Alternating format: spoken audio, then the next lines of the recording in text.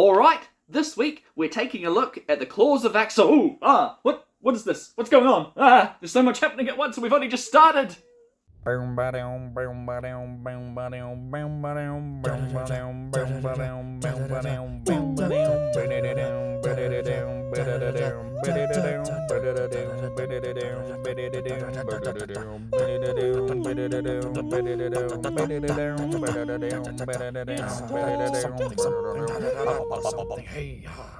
Right, needless to say, this one really throws you in the middle of it straight away, but let me take a step back beforehand and just say thank you all very much for watching these videos.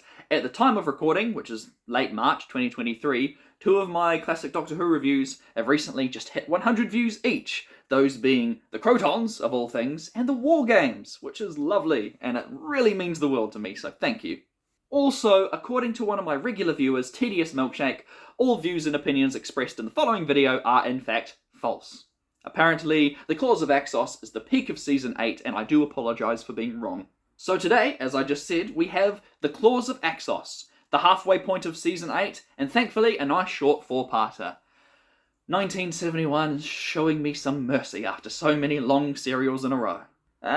Despite that, I didn't really get into this one. Kind of lost interest halfway through, I'm sorry. Thankfully, the story was simple enough that I found it reasonably easy to follow along with the plot while only half paying attention.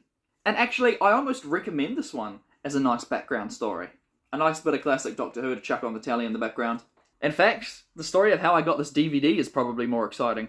Well, maybe not, but you're gonna hear about it anyway. So, sometime after 2010, a person I used to ride the bus to high school with, his family decided to open a DVD rental business. You can already see where this one's going, I'm sure. I thought it was an awesome idea at the time because I love DVDs, but in retrospect, looking back, maybe opening your own family-run video rental store while all the big chains like United Video and Video Easy were going under in rural Palmerston North probably wasn't the best business idea. So naturally, it closed down not very long after, and they were selling off all their stock. Of course, me being me, I went along and asked, hey, do you guys have any old Doctor Who DVDs? And they said, yep, we've got 2 classic Doctor Who DVDs for $3 each. Those being The Claws of Axos and Ghostlight. For both of them, I watched 1 episode each, got bored, and never touched them again until now. At least I remember how friggin' bonkers Ghostlight was. I literally recall nothing of the first episode of Claws of Axos, so in rewatching the first episode, for technically the second time, it was a really trippy experience because it's like, I know I've watched this, but none of this is familiar, and yet I'll remember random excerpts from the novelisation of Terror of the Autons 13 years later. And spoiler alert, I don't think it'll stick with me now either. So, what have we got? Spaghetti monsters, big frog, and oh, what's this? The Doctor still trying to escape his exile? So much so that even when a clearly nefarious group of Dennis Reynoldses arrive and just willingly share their mysterious power source that totally isn't suspicious in any way whatsoever, and oh, would you mind sending this around the world to major cities? That would be wonderful, thanks.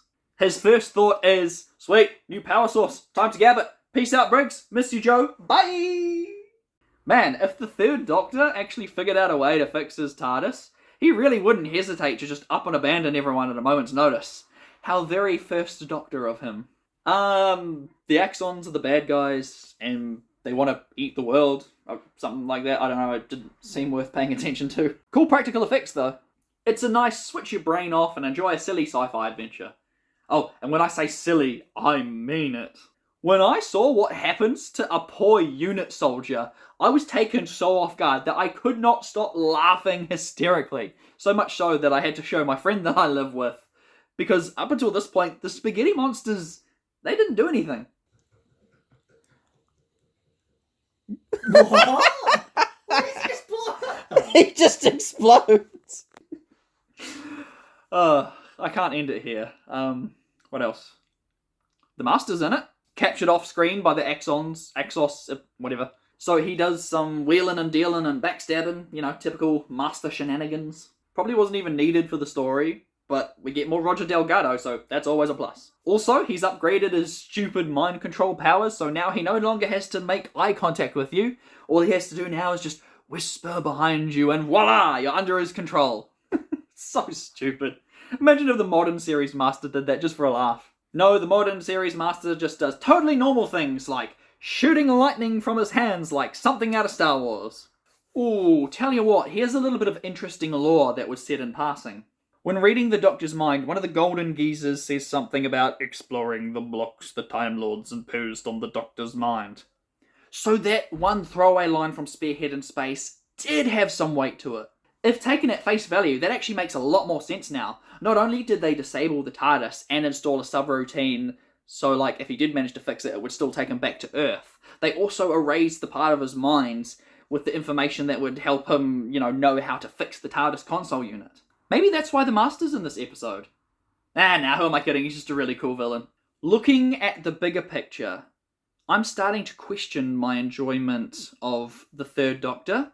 I love John Pertwee's performance, but I can't stand the way that he's always so willing to just abandon everything in an instant. It's starting to remind me a little too much of the First Doctor's dickishness, and it's impeding my enjoyment and motivation to keep watching. Seriously, I don't want to get burnt out on classic Doctor Who, otherwise it might take me another 10 years to give it another go, and I'm having fun for the most part, and this is a genuinely serious thing I am worried about, is like getting the motivation to sit down and watch classic Doctor Who. When I very first started this is going on a little tangent, mind you, unscripted. When I very first started, it was like, sweet, I really want to practice video making, and here's this thing that I'm not that invested in, like classic Doctor Who, because I've been out of the Whovian fan sphere for so long. It was like, sweet, I can do this. People won't really care too much about my opinions. The more I got into it, the more I enjoyed it. Like, genuinely love Patrick Troughton's adventures. And then, like, late 2022, it was like, oh hey, video games can still be fun, and I started watching the Clone Wars and old South Park, and I'm like, I'm enjoying doing other things more than I am sitting down to watch these Doctor Who stories. Even though when I watch them, I enjoy them, it doesn't change the fact that I'm enjoying doing other things more, which doesn't mean anything bad I don't mean anything bad towards classic Doctor Who. I still enjoy making these videos, but I think I enjoy making the videos more than I enjoy actually watching it. Sometimes. All this to say is that it's getting more and more difficult to force myself to just sit down, watch Doctor Who and pay attention. Get off your phone, try not to have a nap halfway through and just watch it. Because I know if I do that, I will enjoy it. And maybe that's why I didn't enjoy The Claws of Axos so much. And why The Mind of Evil, which again, according to one of my regular viewers, is considered to be quite overrated, at least by them. Maybe that's why I enjoyed that one, because I didn't play on my phone for non-stop. This is why I don't do unscripted videos, because I just ramble non-stop for 3 minutes without a point. So, getting back to the point I'm making, what will I remember The Claws of Axos for? Well, honestly, aside from Big Frog, I'll probably just think of the story of how I got the DVD. I don't want this. They wrote an ugly serial number on the top. Who wants it? What else would it be remembered for? The Doctor slapping Joe? Eesh. Bet they didn't think we'd notice the immediate reuse of footage twice in a row either. Well, how about this timeless line from the Doctor? Whoa, hey, now enough of that now, Doc. No! Oh. This video is set to release on the day that I move into my new, overpriced, expensive apartment, so hooray for me! Thank you very much for watching. Tune in next week for The Colony in Space. It's a good one.